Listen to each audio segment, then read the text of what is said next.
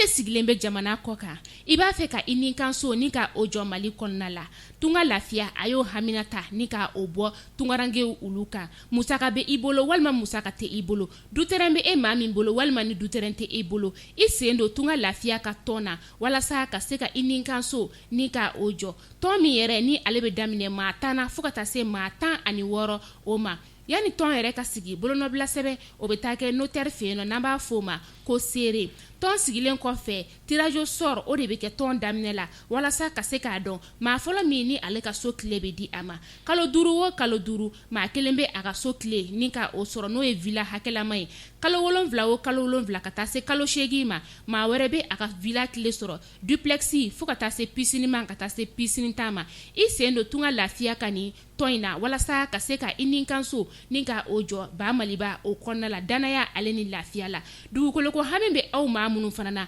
tunga lafiya a nana o fana ta ni ka bɔ aw kan maliyɛnden minnu sigilen bɛ jamana kɔ kan e maa min mago bɛ kunnafoni wɛrɛ la sa u ka nɛgɛjuru sira o banba ni o ye 00 336 41 94 03 80 00 336 77 83 04 14 email contact@tungalafia.com TikTok @tunka.lafia Facebook tunka lafia ni tunga lafiya ye maliyɛnden minnu sigilen bɛ jamana kɔ kan n'o ye an ka tungarangew ye u kɔni nana kana sojɔ ko hami bɔ aw la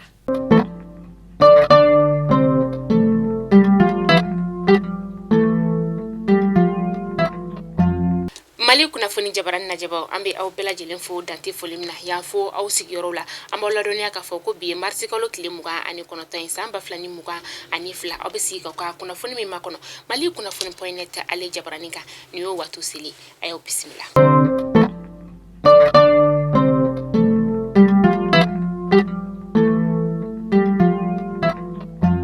kunnafoni daminɛla bi plan international maaw ka ɲɛma n'o ye Stéphane Omolo ye ale kɔni ni a ka maaw ye tile 4 kɛ anw ka jamana o kɔnɔna la yan nɔ sibirido marisi kalo tile 26 san 2022 a yɛrɛ ka ɲɛmaw olu kɔnɔna la ni kana fara kan walasa ka se ka baaraw ni ka olu kɛ ɲɔgɔn fɛ plan Mali yɛrɛ ni maa minnu yɛrɛ bɛ baara kɛ ɲɔgɔn fɛ kosɛbɛ o fanba de ye denmisɛnw fo ka taa se sifinakaw olu ma Sibirido willa ni ka taga Doni Bisakaw ka dugu la Doni Bisa ale bɛ barawili o lamɛnni la ni dugu fila bɛ Segu mara o la Plan Mali ɲɛma ale ka fɔla ko a kɔni nisɔndiyara kosɛbɛ maliyɛndenw olu kɔrɔ ka sababuya kɛ yɔrɔdatugu min bɛ anw kan fo ka taga se lakanabaliya min bɛ anw ka jamana o kɔnɔna la k'i tɛ o kelen ta maliyɛnden si ɲɛ kan k'a fɔ k'an bɛ nin gɛlɛya ye o kɔnɔna la o kɔni o y'ale dabali ban kosɛbɛ maliyɛndenw olu la k'aw ladɔniya k'a fɔ ko Stéphane Omolo ale kɔni kɛra plan international o ɲɛma ye kabi février kalo tile fɔlɔ tɛmɛnen san 2022 an bɛ to plan Mali ale hukumu kɔnɔna la hali sisan nɔ sibiridon kelen na marisi kalo tile 26 san 2022 Stéphane Omolo a n'a ka maaw u ye farafina worodugu yanfan ka taa se a cɛmancɛ fan ma sifinakaw olu ma ni ka olu kuma ɲɔgɔnya u yɛrɛ dagayɔrɔ la sa ni o ye sotibakaw ka yɔrɔ ye a yirala k'a fɔ ko u kɔni ka laɲini ye fɛn min ye o de ye bogotigininw ka se ka olu dɛmɛ walasa u bɛ gɛlɛya mun kɔnɔ ka u bɔ o gɛlɛya kɔnɔna la laɲini yɛrɛ fanba ye fɛn min sa o de ye k'a yira k'a fɔ kunnafonidilaw ka u dɛmɛ u ka baara la walasa u ka baara laɲini ye fɛn min ye u bɛ se ka o sɔrɔ an bɛ taa Bafulabe kɛnɛyaso dɔ bɛ yen nɔ n'ale bɛ wele ko Felascom u kɔni ye bolimafɛn sen 14 ni ka o de sɔrɔ u ka kɛnɛyaso o kɔnɔna la jumadon marisi kalo tile 25 san 2022 nin kɔni bolimafɛn ninnu kɔni bɔra baɲumankɛ tɔn dɔ olu de yɔrɔ la n'o bɛ wele ko Passes D a musaka yɛrɛ bɔra Espagnolkaw ka jamana o kɔnɔna de la nin bolimafɛn ninnu yɛrɛ kɔni bɛna kɛ sababu ye sa walasa ni kɛnɛyaso tigilamaw u ka se ka taa u ka ciw la teliya la kɛrɛnkɛrɛnnenya u ka baaraw ka kɛ ni an ka jamana ale bɛ gɛlɛya kɔnɔna la ni wagati in na sima o fana sɔngɔ gɛlɛyalen don kosɛbɛ sima min yɛrɛ na a bɛ dilan an ka jamana o kɔnɔna la yan nɔ o de la maliyɛndenw yɛrɛ kɔni sɛbɛkɔrɔ dabali bannen don k'a sababuya kɛ sima min bɛ bɔ anw yɛrɛ ka jamana o kɔnɔna la n'a fɔra ko o sima ko o yɛrɛ tɛ se ka san an ka jamana o kɔnɔna la o kɔni kelen don ka maliyɛndenw ni ka olu dabali ban Modi Modibo Sidibe ni ale ye parti far an ka wuli o ɲama ye a n'a ka maaw kɔni wulila ni ka u kunda kangabakaw ka dugu o kɔnɔna ka marisi kalo tile 26 tɛmɛnen u ye waati kunkurun bɔɲɔgɔn ye kɛ ni u ye n'o bɛnna lɛrɛ 24 ma kangabakaw olu fɛ yen nɔ u ka nin bɔɲɔgɔnko in yɛrɛ kɔni u wulila ni ka don kangaba dugu o kɔnɔna la ka taga lajɛ fɛn minnu bɛ yen nɔ kɛrɛnkɛrɛnnenya la sa an ka ladala fɛn ninnu ka taa u ɲɛda olu kan.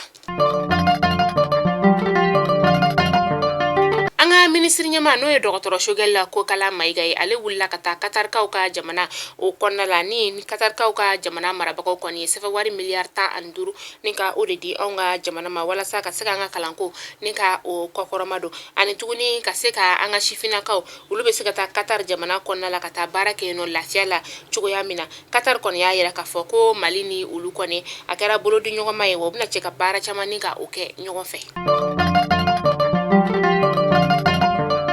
Wagati mina a yirala k'a fɔ ko force Barkhane n'o ye nanzaraw ka fintigilakaw ye sa k'olu bɛ ka bɔ anw ka jamana o kɔnɔna la nka u kaw fɛ yen nɔ Barkhane ma u kɔni bɛ ka don dugu kɔnɔ ni ka duguladenw ka olu ɲininka Barkhane ka taliko o hakilina la a kɔni yirala k'a fɔ Gawo gouverneur fɛ n'ale ye sɛbɛnfura ni ka o ci fintigilakaw ka commandant ale ma k'a fɔ ko Barkhane ma bɛ ka nin waleya min kɛ ko ka dan sigi ale la teliya la jani a ko ka taa yɔrɔ jan.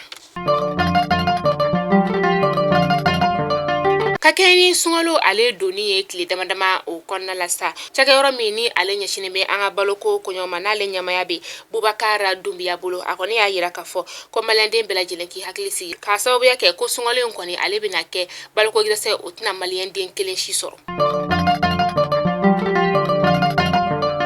Mali kunnafoni jabarani najɛbaw kunnafoni damadɔ tun bɛ an bolokɔrɔ bi ni k'a da aw kelenkelenna bɛɛ lajɛlen kulo kan o de tun ye nin ala m'an ka jɔnya joona an bɛ ɲɔgɔn sɔrɔ nɔ sini inshallah kunnafoni kuraw olu kɛnɛ kan halisa a y'aw hakili to aw yɛrɛ la aw ka tila k'aw hakili to aw kɛrɛfɛmaw la anw minnu ye maliyɛndenw ye an k'a dɔn k'a fɔ ko sunkalo ale tɛ gɛlɛya kuma ye fɛn minnu ni olu bɛ bɔ an yɛrɛ ka jamana kɔnɔna la yan nɔ an k'a lajɛ an k'olu fɛnw an k'olu nɔgɔya an yɛrɛ bolo k'a sababuya kɛ gɛlɛya min bɛ jamana kan an kelen tɛ dɛ an bɛɛ lajɛlen nɔ bɛ a la an k'a lajɛ halisa an ka nɔgɔya an k'o k'an ni ɲɔgɔn cɛ an kana sunkalo kɛ gɛlɛya kuma ye sunkalo ale dabɔra nɔgɔya de kama fɛn minnu bɛ bɔ an fɛ yan nɔ halisa an k'a lajɛ an k'o da nɔgɔya an ni ɲɔgɔn cɛ ka kunnafoni datugu ni fɛn min sa tunga lafiya ale de ye an ka sponsor officiel ni an ka kunnafoni jukɔrɔma tintiba belebele o don tunga lafiya yɛrɛ kɔnɔ a nana maliyɛnden minnu bɛ yen nɔ n'olu bɛ jamana kɔ kan ka na olu lafiyali kama sojɔ lafiya o la tunga lafiya n'i bɛ fɛ ka sojɔ i faso kɔnɔ n'o ye ba maliba ye ka sɔrɔ i ma tɔɔrɔ i ka wari namarama k'a la yuruguyuruguma k'a la tunga lafiya dɔrɔn de bɛ se ka o k'aw ye a ye tunga lafiya a y'u wele u ka numéro whatsapp kan